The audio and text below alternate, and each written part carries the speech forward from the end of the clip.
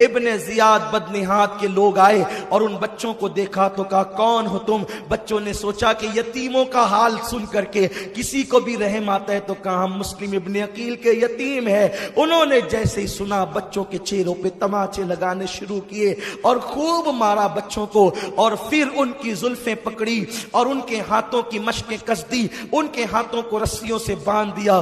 وہ شہزادے جن کے پیر بھی فرشتے چومنے میں فخر محسوس کرتے ہوں، دامن نچوڑ دے تو فرشتے وضو کریں، جن کی بات یہ ہو ان کے گھر میں بے اجازت جبرائیل آتے نہیں، ان لوگوں کے ہاتھوں کو پیروں کو باندھ دیا گیا اور زلفیں پکڑ کر کے گھسیٹنے لگے۔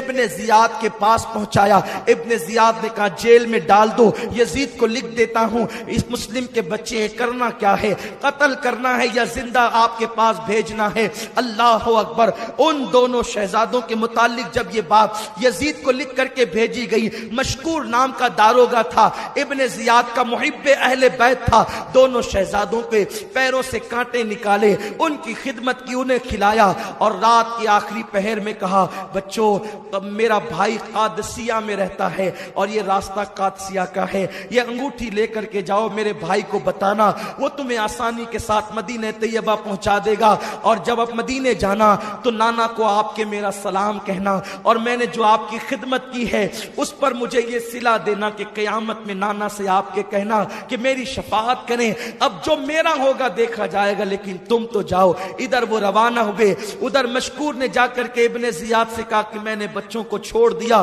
اس نے مشکور کو قتل کروا دیا، یہ ایک الگ عنوان ہے۔ اس کے بعد دونوں بچے چلے، رات بھر چلتے رہے، صبح کو وہیں آ کر کے پہنچے جہاں سے چلے تھے۔ دونوں بچے، صبح ہو رہی تھی، دریا کا کنارہ تھا، درخت پاس میں تھا، کل کا صدمہ دل پر تھا، کل کا خوف دل پر تھا، کوئی جگہ نہ ملتی تھی چھپنے کے لیے، درخت میں کھو بنی تھی، اسی میں دونوں شہزادے چھپ گئے۔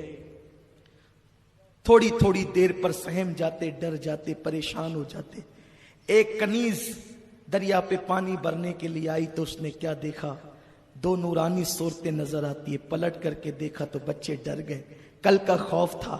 اس نے کہا بچوں باہر آؤ، سانپ بچھوؤں کے بسیرے سے باہر نکلو، تمہاری جگہ وہ نہیں ہے۔ اس نے کہا کون ہو تم؟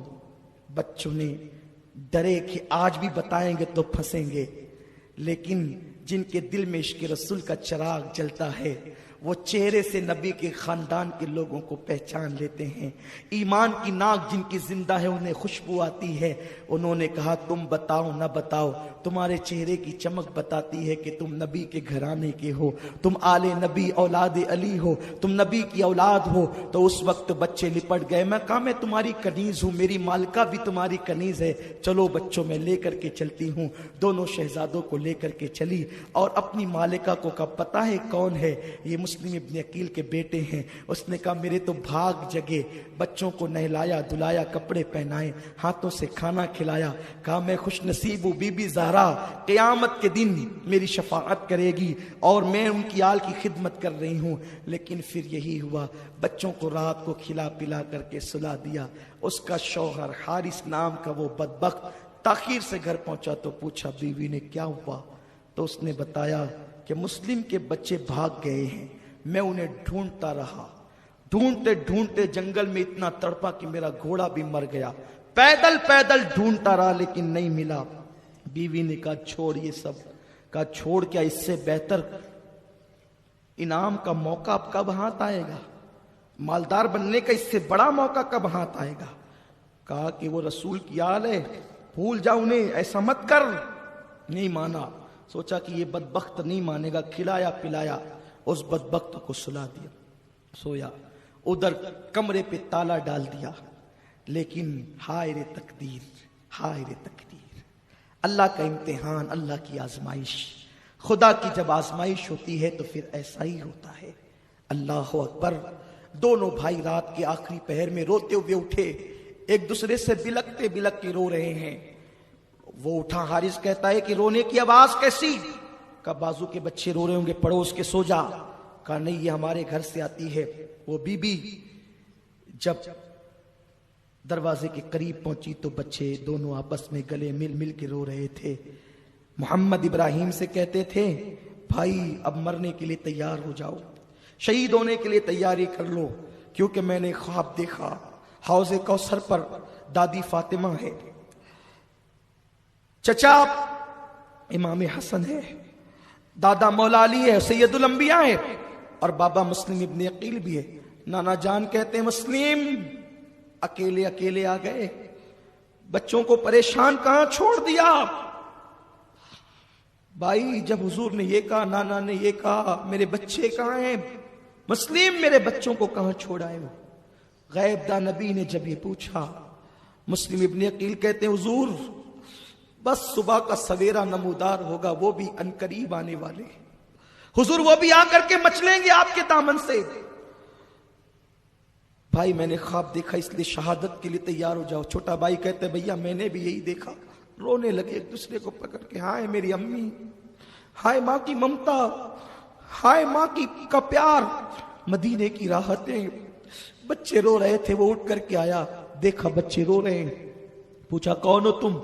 انہوں نے سوچا کہ یہ تو اہل بیت کے محبوں کا گھر ہے، کہہ دیا مسلم ابن عقیل کے بچے۔ اتنا سننا تھا، اچھا میں تو ڈھونڈتے ڈھونڈتے تھک رہا ہوں، میرا گھوڑا مر رہا ہے، اور تم لوگ میرے گھر میں آرام سے بیٹھے ہو، عیش کر رہے ہو۔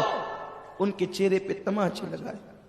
بیوی نے پکڑا، ایسا نہ کر، کل قیامت کے دن ان کے نانا کو کیا جواب دے گا؟ رسول اللہ کا کلمہ پڑھتا ہے، شرم کر شرم کر۔ اس نے کہا بیوی جوڑے اور گھوڑے ملیں گے، مال و دولت ملے گا، ان بچوں کے عوض میں دونوں کو باندھ دیا۔ صبح کا انتظار کرنے لگا، بیوی تڑپتی رہی، اس کو بھی مار کر بے ہوش کر دیا۔ پھر وہ صبح آئی، لرزتی ہوئی صبح، وہ صبح جو خون سے رنگین تھی۔ جب صبح کا وقت آیا وہ اٹھا، اس بدبخت نے کہا اگر میں ابن زیاد کے پاس لے جاؤں گا کوفہ والے انہیں چھین نہ لے۔ انہیں پکڑا اور زلفوں کے بل گھسیٹتے ہوئے فرات کے کنارے کی طرف لے گیا۔ بیوی تو بے ہوش پڑی ہوئی تھی۔ اس کے بعد جب یہ فرات کے کنارے پر پہنچا، بیوی کو ہوش آیا، دیکھا کہ بچے نہیں، نکلتی ہوئی دوڑتی ڈھونڈتی ڈھونڈتی پہنچی تو فرات کے کنارے پر دونوں شہزادے کھڑے تھے، دونوں کے ہاتھوں میں رسیاں تھیں، اور کہا بچوں اب مرنے کے لیے تیار ہو جاؤ۔ دونوں شہزادے کہتے ہیں ہم پہ رحم کرو، ہم پہ رحم کرو، ہم یتیم ہیں، ہمارے بچپنے پہ رحم کرو۔ لیکن ان ظالم کو رحم نہ آیا، اس نے تلوار جیسے اٹھائی، بیوی اس کا بیٹا اس کی کنیز آ پہنچی، بیوی بیچ میں آئی، اسے پھر مارا، زخمی کیا، بیٹا بیچ میں آیا، اس کے دو ٹکڑے کر دیے دنیا کی لالچ میں۔ اور جب مارنے کے لیے تیار ہوا، کنیز کو بھی مار ڈالا، بیٹے کو بھی، بیوی کو زخمی کر دیا۔ جب مارنے کی بات آئی تو چھوٹا بھائی کہتا حارث اب اگر قتل ہی کرنا ہے تو پہلے مجھے قتل کر، میرے بھائی کو نہ کر، میں اپنے بھائی کا صدمہ نہ دیکھ سکوں گا۔ بڑا بھائی کہتا پہلے مجھے قتل کر، میں اپنے چھوٹے بھائی کا صدمہ نہ دیکھ سکوں گا۔ اور ظالم نے ہنستے ہوئے تیور چڑھائے۔ ہائے ہائے، تصور کریں، فاطمہ کی روح مچلنے لگی، فرش سے عرش تک، کبھی اوپر سے نیچے، نیچے سے اوپر۔ یا رسول اللہ اشارہ کرے میں عرش کو ہلا دوں۔ حضور نے کہا فاطمہ امتحان ہے، خبردار صبر کرے۔ مولا علی کے ہاتھ میں ذوالفقار حیدری ہے، روح علی تڑپ رہی ہے، حضور اشارہ کریں تو زمین میں زلزلے آ جائیں۔ لیکن اللہ کے حبیب فرماتے ہیں اللہ کی مرضی ہے، صبر کرو۔ جبریل دم بخود ہے، آسمان کی آنکھیں پھٹی کے پھٹی ہے، کیا ہونے جا رہا ہے؟ اللہ اکبر۔ چھوٹے چھوٹے بچوں کی تو قربانی، جانوروں کے چھوٹے بچوں کی قربانی بھی منع ہے۔ 6 سال اور 8 سال کے بچوں پہ تلوار اٹھتی ہے، بس امتحان ہے خدا کا۔ دونوں بھائی ایک دوسرے کے گلے ملتے ہیں، ایک وار میں دونوں شہزادے کی گردن اڑا دی جاتی ہے۔ بچوں کی سر خون میں تڑپنے لگتے ہیں، آسمان کی آنکھیں جھپک گئی، زمین پہ لرزہ طاری ہو گیا، اور اس کے بعد دونوں کے لاشوں کو دریائے فرات میں ڈال دیا گیا۔ خوشی سے حارث لے کر کے چلا، ابن زیاد آج میری منہ مانگی قیمت دے تیرے دشمنوں کا سر لائے. اس نے کہا کیا لائے؟ کیا لائے ہو؟ رکھو تو صحیح. کہا مسلم کے بیٹوں کا سر. کہاں ملے تجھے؟ کہا کہ وہ تو میرے گھر آ گئے تھے. کہا میں نے یزید کو لکھا ہے کہ وہ میرے پاس قید ہیں, زندہ بھیجو یا قتل کر دو. اگر اس نے کہا زندہ بھیج تو میں کیا جواب دوں گا؟ تو نے مجھ سے پوچھا کیوں نہیں؟ میرے پاس لا کے دیتا, میں جو چاہتا کرتا. اس نے کہا کہ اگر میں لاتا تو لوگ مجھ سے چھین لیتے. تو کہا چھیننے کا خوف تھا تو مجھے اتنا کرتا, میں فوج بھیجتا اور فوج بھیج کر کے جو ہے بچوں کو منگا لیتا. کون مزاحمت کرتا؟ ظالم. اب میں یزید کو منہ کیا دکھاؤں گا؟ وہ تو میری خبر لے گا. اس لیے اب تیرا انجام یہ ہے کہ تجھے بھی قتل کیا جائے. دیکھا اہل بیت کی دشمنی کا انجام, نبی کے آل کے ساتھ غداری کا انجام. اس کو پکڑایا, ایک محب اہل بیت سے کہا لے جا, اسے بھی وہی قتل کر دے جا بچوں کو قتل کیا تھا.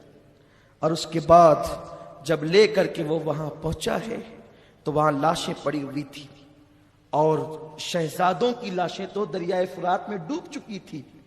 لیکن جیسے ہی وہ سر لائے گئے, سبحان اللہ, جیسے ہی وہ سر لائے گئے فرات کے کنارے اور حارث کو قتل کیا گیا, تو وہ سر جیسے ہی فرات کے کنارے لائے گئے, وہ لاشوں کی کرامت یوں ظاہر ہوئی کہ وہ لاشیں پھر اوپر کو تیرنے لگی. اور جب اوپر کو تیرنے لگی تو وہ لاشیں نکالی گئی اور پھر ان کو جو ہے وہ دفن کیا گیا. آج بھی محمد و ابراہیم کی قبر وہاں موجود ہے. فقیر کو شرف حاصل ہے اس بارگاہ کی حضوری کا. آج بھی وہاں پر ایسا لگتا ہے جیسے محمد و ابراہیم ابھی بھی گلے مل کر کے کوفہ